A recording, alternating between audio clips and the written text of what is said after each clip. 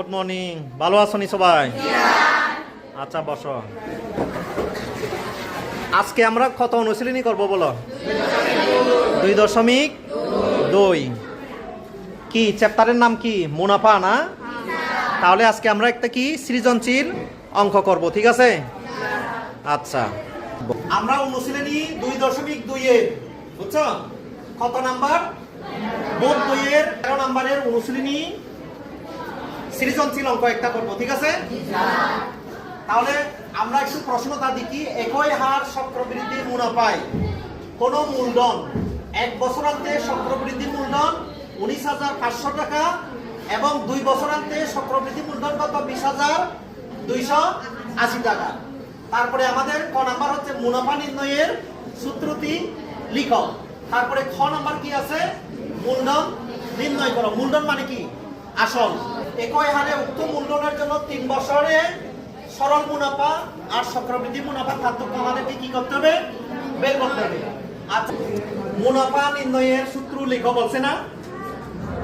আমি অনেককে দেখছি এটা কি করে, সরল মুনাফা I = PRN এই সূত্রটা দিয়ে করে। এটা কি ওইটাই হবে নাকি হবে না বলো?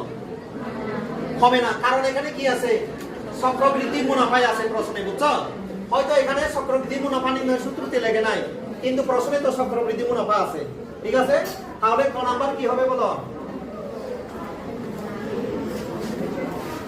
আমরা জানি চক্রবৃদ্ধি মুনাফার সূত্রটা কি বলো? C - P।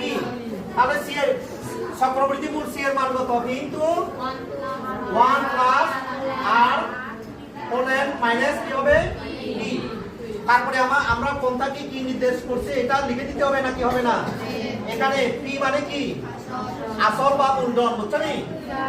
আসল অবলিক কি? মূলধন। তারপরে কি আছে? আর = কি? মুনাফার হার।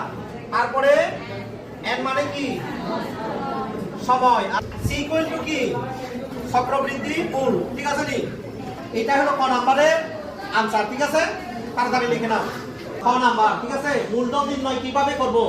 এখানে কিন্তু দুইটা আছে, একটা হচ্ছে কি প্রথম বছরান্তে, আরেকটা হচ্ছে কি দ্বিতীয় বছরান্তে। আমরা কিভাবে বাইর করব? আমরা আমাদের মূলধন কত ছিল বুঝছো নি? প্রথম বছরে আমাদের কত? 19,500 টাকা হয়েছে। তারপরে দ্বিতীয় বছরে আমাদের কত হয়েছে? 20,280। কিন্তু আমাদের মূলধন মানে